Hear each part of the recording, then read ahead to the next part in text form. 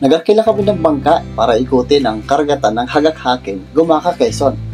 Ops, baka boss, yung inarkila namin ay hindi ito turistahan o pinapaarkilahan talaga, kundi ito ay bangka na ginagamit sa pangingisda. Nakiusap lang kami sa may-ari na iikot kami sa mga isla na meron dito. At ito nga, may isang isla kaming napuntahan. Kaso, hindi pwedeng maligo kapag hindi daw nakabuk sa kanila. Sabi namin, paano kami magbubuk? Wala namang signal sa lugar nila. Kaya ginawa namin, para lalo pa namin ma-explore ang dagat, nag-ikot pa kami. Naghanap ng mga isla na malapit sa lugar.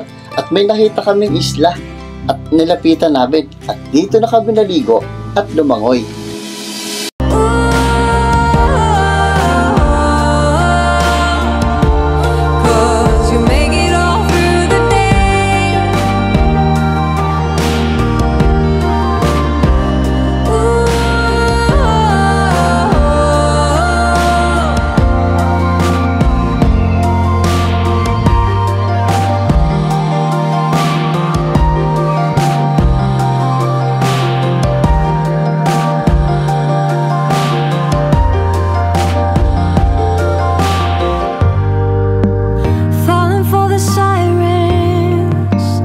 Looking for guidance, I can be the hand you reach out.